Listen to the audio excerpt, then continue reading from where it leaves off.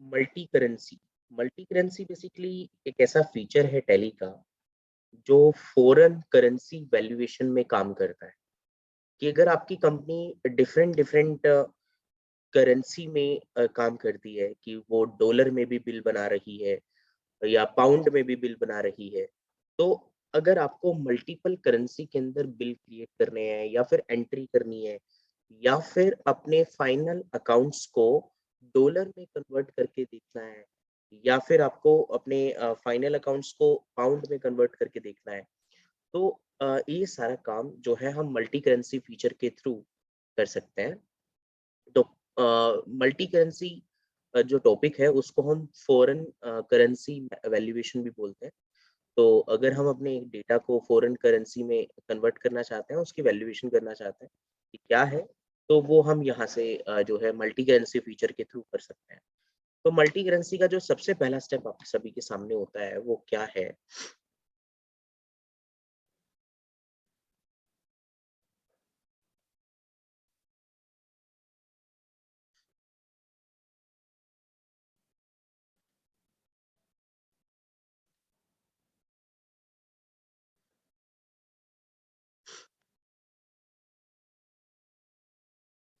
सबसे पहले आपको क्या करना है, स्टेप नंबर 1 के अंदर क्रिएट में जाना है और शो मोर पे एंटर करना है और करेंसी क्रिएट करनी है कि आपकी कंपनी जिस-जिस करेंसी में काम करती है, वो सारी करेंसी सिंबल्स आपको यहाँ पर क्रिएट करने हैं।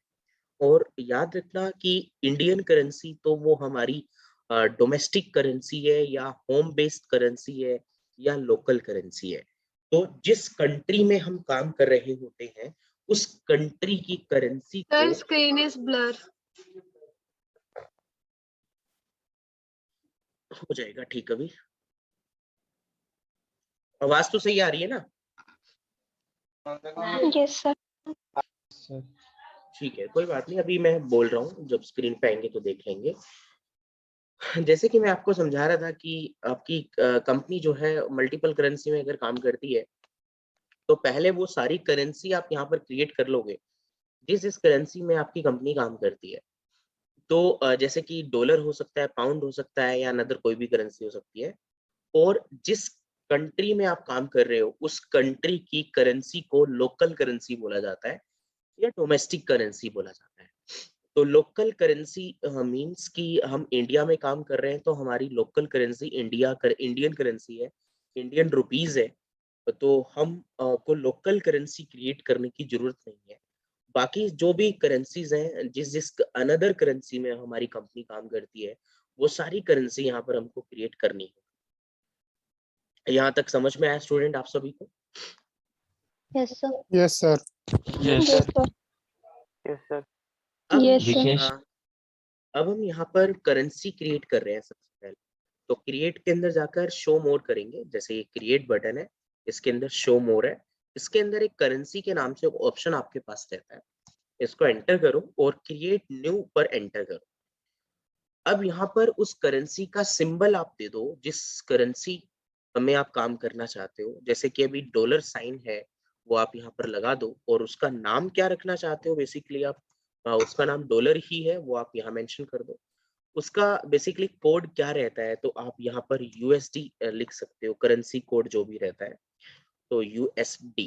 तो ऊपर डॉलर आ गया और नीचे यूएसडी आ गया, देन इसे सेव करो, एंटर एंटर करके एंड बैक करो।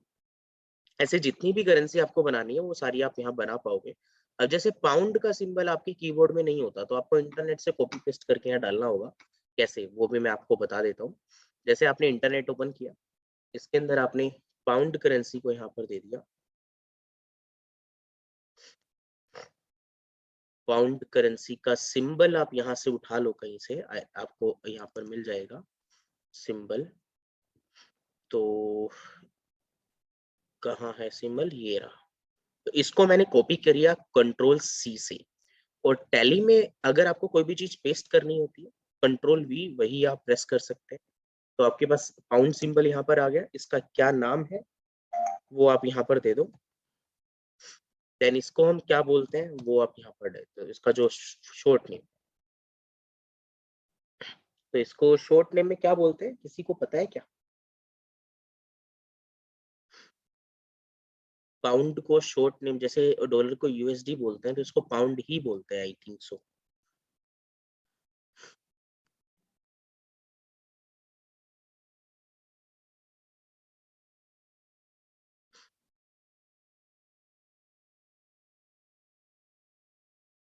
ठीक है, पाउंड का कुछ कुछ दे रखा होगा। ओके, पाउंड ही मैं यहाँ पर ले रहा हूँ उसको, एंड इसके सेव कर दे रहे हैं। तो ऐसे जितनी भी करेंसी में आपकी कंपनी काम करती है वो सारी करेंसी नेम आप यहाँ पर बना देंगे। नेक्स्ट वन इज कि अब आपको क्या करना है, रेट ऑफ एक्सचेंज में डालना है कि $1 में कितने रुपए होते हैं। ये जो रेट है आपको डेली बेसिस पर आकर चेंज करने होंगे, क्योंकि हर रोज जो है डॉलर का पाउंड का रेट इंडियन रुपीस के हिसाब से अप एंड डाउन होता रहता है। तो डिपेंड है उसके ऊपर कि कितना जो है रेट वहां पर बनना चाहिए। तो रेट ऑफ एक्सचेंज आप यहाँ पर एंटर करो कि $1 में कितने रुपए होते हैं और 1 पाउंड में कितने रुपए होते हैं।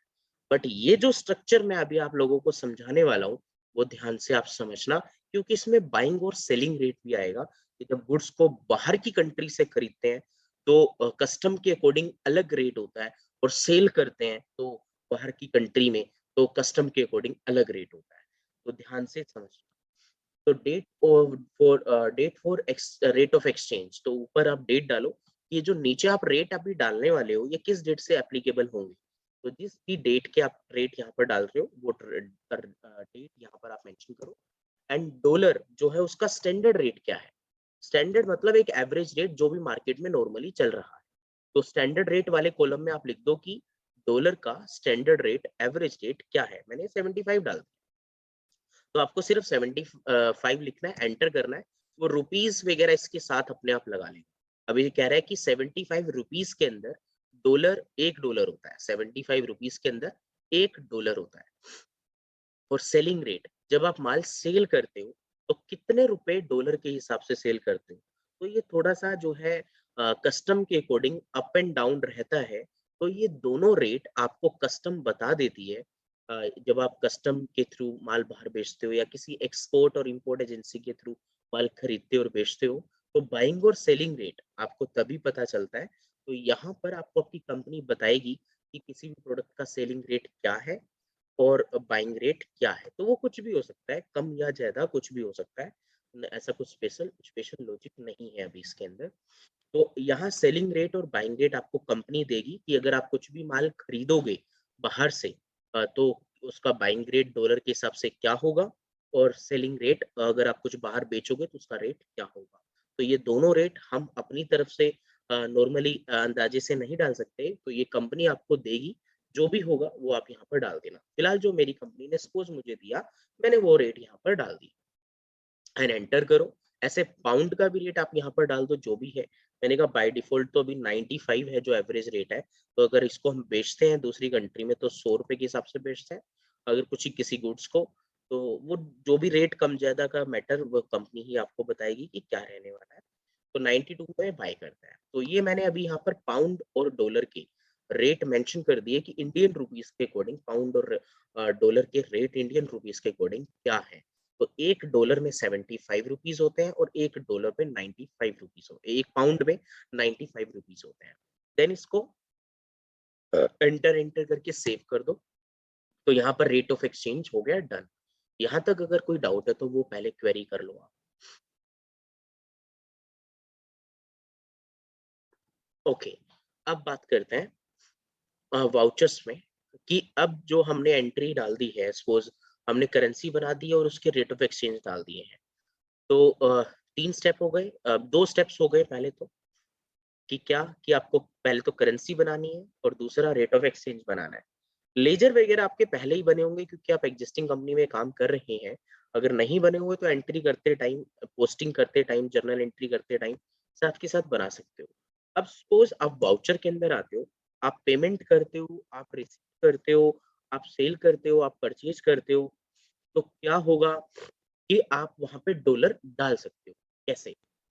जैसे कि मैंने यहाँ पे अभी प्रेस किया F9, मैं परचेज कर रहा हूँ बाहर की कंट्री से कुछ गुड्स, तो कुछ परचेज करते टाइम आप कैसे उसको मेंशन करेंगे। तो जैसे मैंने इनवॉइस नंबर डाला कि मैंने बाहर की कंट्री से कुछ माल खरीदा है, और पार्टी किस पार्टी से खरीदा है उस पार्टी का अकाउंट यहाँ ओल्ड सी से बना दिया, मैंने यूएसए एंड कंपनी बना दिया, और यहाँ पर इसको डेटर में डाला और इस एंटर किया, इसका पूरा एड्रेस जो भी है वो डाल दो, कौन से स्टेट में है कौन सी कंट्री में है वो आप यहाँ पर सेलेक्ट करो। मैंने कहा यूएसए में है, तो यूएसए मैंने सेलेक्ट किया, और कौन सी कंट्री है यूएसए के अंदर वो आप यहाँ पर सेलेक्ट कर लो।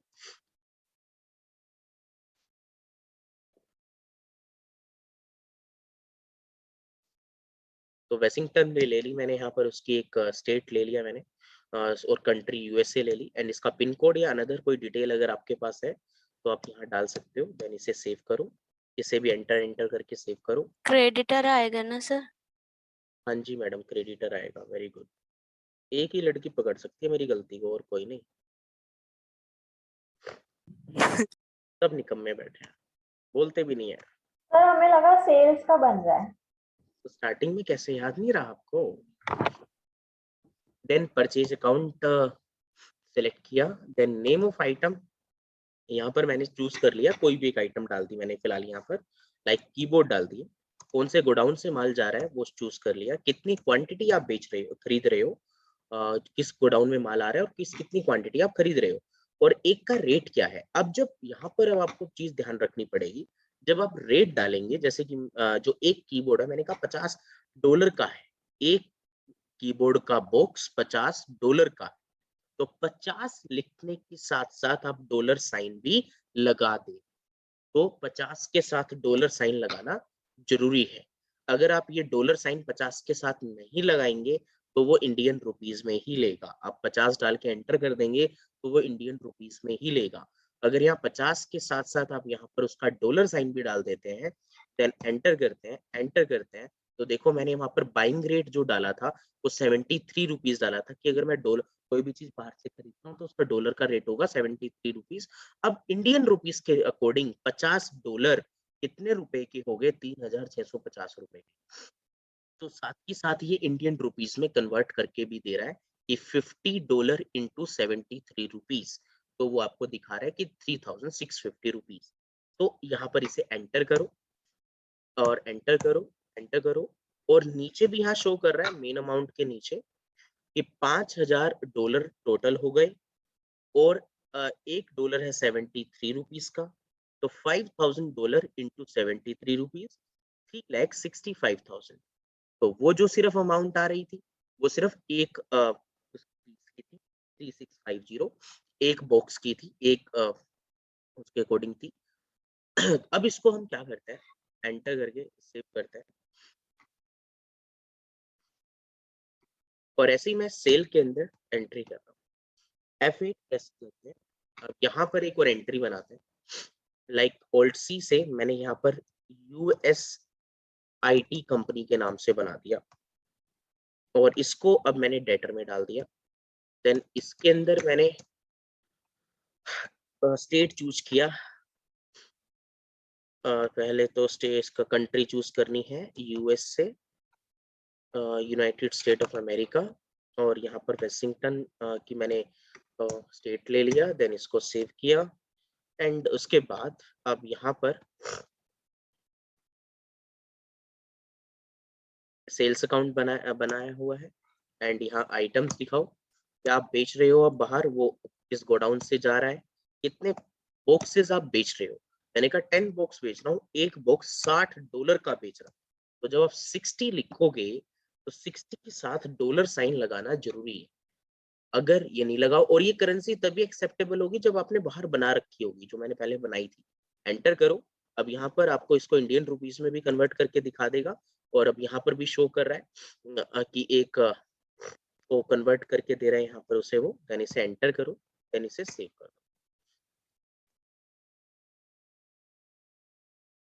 एंटर करके मैं इसे सेव कर रहा हूँ। और इसके बाद अब अगर आप कोई पेमेंट या रिसिप्ट भी करते हैं तो उसके अंदर भी डॉलर के साइन वगैरह आप कैसे पॉइंट करेंगे वो समझिए। जैसे मैं अब पे कर रहा हूँ यूएस सेंड कंपनी को, मैंने उससे खरीदा था माल, तो एंट्री होगी यूएस से। सर स्क्रीन विजिबल नहीं हो रही। कोई बात नहीं, वेट कर लेते हैं 2 मिनट। सर विजिबल ही है शायद सर, उसके अब शो नेटवर्क। हो रही है। हाँ मे बी। ठीक है, चलिए स्टार्ट करते हैं। अब बात करते हैं कि अब इनको पेमेंट कर रहे हैं, यूएस सेंड कंपनी को पेमेंट कर रहे हैं, तो इस यूएस सेंड कंपनी को कितनी पेमेंट करनी है? $5000 पेमेंट करनी है। अब इंडियन रुपीस तो ये करंट बैलेंस में नीचे दिखा रहा है, अगर उसको आप इंडियन रुपीस में पेमेंट कर रहे हो तो यहाँ इंडियन रुपीस आप डाल सकते हो, बट अगर उसको आप डॉलर में पेमेंट कर रहे हो तो यहाँ पर वही डॉलर का रेट आपको डालना होगा। तो 5000 डाला यहाँ पर हमने, 5000 के साथ मैं डॉलर साइन लगा रहा हूँ जिससे वो डॉलर में कन्वर्ट हो जाए। देन एंटर किया, और उसके बाद अब कितने रुपए के हिसाब से इसको शो ऑफ करना है वो दिखाओ। एंटर करो, एंटर करो। और अब यहाँ पर जो है ना, जैसे अभी यहाँ पर हमने इसने 73 रुपए पूछा, जब किसी को पेमेंट करते हैं ना बेटा, तो बैंक के कुछ फॉरेन गेन और लॉस के चार्जेस भी साथ में लग जाते हैं, तो उसके जो बैंक ने रेट बताया होगा उस रेट के हिसाब से हमको यहाँ पर डालना होगा।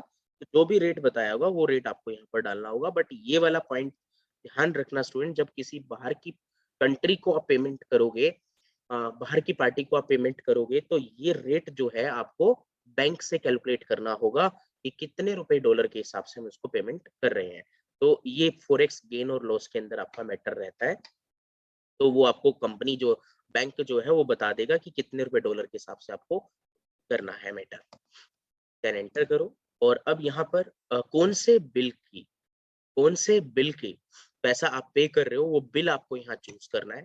अब देखो बिल तो आपका बना सर होगा, 1 मिनट सर, पूरा होने दो पहले। बिल तो आपका बना होगा कितने रुपए के हिसाब से? बेसिकली 73 रुपीज के हिसाब से, बट आप 75 के हिसाब से पेमेंट कर रहे हो। तो ये जो अब 2 रुपए का एक पर डॉलर के हिसाब से जो इफेक्ट आया है, वो आपको बैंक से उसकी जो भी सर्विसेज चार्जेस होंगे उस सर्विसेज चार्जेस का आपको यहाँ पर एक पेमेंट एंट्री दिखानी पड़ेगी, जो भी आपकी एंट्री वहाँ पर रही हो। तो वो आपको बैंक बता देगा कि कितना चार्जेस उसने लिया है, और उसकी एक पेमेंट एंट्री बैंक के अंदर आप दिखा दो कितना पैसा हमने जो है कस्टम के लिए या फिर पेमेंट ट्रांसफर के लिए बैंक ने हमसे एज ए सर्विस चार्जेस लिया है। अब यहाँ पर आप जो है बैंक की शो करेंगे, तो ओल्ड सी से आप बैंक मेंशन करो, बैंक अकाउंट में डालो इसे और सेव कर एंड सेव कर दीजिए इसे एंटर करके। चेक नंबर क्या है वो चेक नंबर वगैरह आप डाल दो, इधर डेट क्या है वो डाल दो, देन सेव कर दो। बट यहाँ पर नरेशन जरूर डालना कि 73 रुपीज के हिसाब से जो खरीदा था और 75 के हिसाब से उसको पेमेंट कर रहे हैं, बट जो 2 रुपए पर डॉलर एक्स्ट्रा गए हैं वो बैंक चार्जेस में जाएंगे, बैंक सर्विस चार्जेस में जाएंगे, तो वो बैंक को हमें शो करना पड़ेगा। तो एक्चुअल परचेज हमें ये हुई एक तरीके से 75 रुपए डॉलर के हिसाब से, या जो भी डॉलर हमें बैंक के थ्रू पुट अप करना हुआ। देन इसे सेव करें। हाँ, अब पूछो कि क्या डाउट सर मैं ये कह रहा था कि डॉलर का रेट तो सर हमें डेली बेसिस पर ही पता चल जाएगा ना, तो फिर बार बार एडजस्टमेंट भी करनी पड़ेगी? है। बार बार एडजस्टमेंट भी करनी पड़ेगी, जैसे अगर 75 रहा होगा तो मतलब हमें स्टार्टिंग में पता चलेगा अगर दिन के कि हाँ भाई आज का रेट 75 रुपए का है, तो फिर क्या हाँ दोबारा एक्सचेंज करना पड़ेगा इसको? ना, तो सुबह आते ही आप रेट ऑफ एक्सचेंज में अपनी डेट पुट कर दो ना आप। तो मतलब उसमें डेट और अमाउंट अपनी आप पुट कर दो, डेली आता है, और फिर वहां से ऑटोमेटिकली कैलकुलेट होता रहेगा। और अगर बैंक अब पेमेंट कर रहे हो बैंक के थ्रू आप सामने वाली पार्टी को, तो फिर बैंक ने जो भी चार्जेस लिए होंगे उसकी सर्विस चार्जेस की एंट्री आपको पेमेंट में दिखानी पड़ेगी। ठीक है। उसके बाद रिसिप्ट, तो F6 प्रेस करते हैं कि अगर हम किसी से पैसा लेते हैं बाहर की कंट्री से या कैसे भी, तो कैश अकाउंट या bank account debit to US IT company. अब इसमें भी मैं मेंशन कर रहा हूँ कि कितने डॉलर बने थे, किसी को याद है क्या? $6000 बने होंगे शायद। तो 6000 के साथ जरूर याद रखना कि आपको डॉलर साइन लगाना है, और कितने रुपए के हिसाब से जो है आप पेमेंट कर रहे हो वो आप यहाँ पर मेंशन करो कि मैं जो है 75 रुपीज या जितने रुपीज के हिसाब से जो भी बैंक के साथ बना होगा उसके हिसाब से आप पेमेंट कर रहे हो। देन एंटर करो, कि कौन से बिल की पेमेंट आप कर रहे हो वो आप यहाँ डालो, एंटर करो और यहाँ पर इसे बैंक अकाउंट के साथ डेबिट करो कि बैंक में पैसा आया है और यूएस आईटी कंपनी जो है आपकी उससे आपने रिसीव किया है, देन इसे सेव कर दो। अब लास्ट आपका इसमें जो रिपोर्ट देखने का पॉइंट है वो ये है कि अगर आपको किसी भी अकाउंट को अगर पाउंड में या फिर डॉलर में कन्वर्ट करना है, तो जैसे P&L है, बैलेंस शीट है, ट्रायल बैलेंस है, किसी भी लेजर में जाओ, किसी भी अकाउंट में जाओ और उस अकाउंट में आने के बाद यहाँ पर एक ऑप्शन होता है न्यू कॉलम के नाम से। न्यू कॉलम की शॉर्टकट की है ऑल्ट सी प्रेस करो। ये इसलिए कर रहे हैं ताकि इंडियन रुपीस का कॉलम अलग बन जाए और डॉलर का कॉलम अलग बन जाए। तो ऑल्ट सी मैंने प्रेस किया, एंटर किया। आपको एक और कौन सी करेंसी में आपको अपनी बैलेंस शीट देखनी है वो आप यहाँ से चूज करो। कितने रुपए डॉलर के हिसाब से देखना है आपको, वैल्यूएशन जो चाहिए वो कितने रुपए डॉलर के हिसाब से आपको चेक करना है, एंटर करो। अब यहाँ पर देखो, एक तो आपका इंडियन रुपीस का कॉलम है, INR ऊपर दिखा रहा है और नीचे सारे इंडियन रुपीस है। एक डॉलर में दिखा रहा है 75 के हिसाब से, ये सारे डॉलर के प्राइसेस है। तो अब यहाँ पर इसने इन सभी अमाउंट्स को डॉलर में कन्वर्ट करके दिखा दिया। बट ऐसे ही अगर आपको इसको पाउंड में भी देखना है तो अगेन ऑल्ट सी करो और इसी के सामने यहाँ पाउंड चूज कर लो और एक पाउंड कितने रुपए के हिसाब से देखना है वो चूज करके एंटर कर दो। अब यहाँ पर आपका पाउंड का भी एक और कॉलम बन गया। तो अब आपको ये 3 करेंसी में आपका डेटा दिखा रहा है, एक तो इंडियन रुपीस में, एक डॉलर में और एक पाउंड में। तो तीनों करेंसी में हम अपने वैल्यूएशन चेक कर सकते हैं। तो इसे बोलते हैं हम फॉरेन करेंसी वैल्यूएशन। कि मल्टी करेंसी में अगर आप अपनी टैली के अंदर काम करना चाहते हैं तो कुछ इस तरीके से आप रिपोर्ट्स निकाल सकते हो और कर सकते हो। यहाँ तक अगर कोई डाउट है तो पूछिए स्टूडेंट पहले। ओके, तो अब इसके नोट्स हमें नोट करने हैं। तो पहले आप अपनी नोटबुक निकाल लो और 1 मिनट के अंदर रीजॉइन कर लो अपनी क्लास को। मैं डिस्कनेक्ट करके रीजॉइन कर रहा हूँ।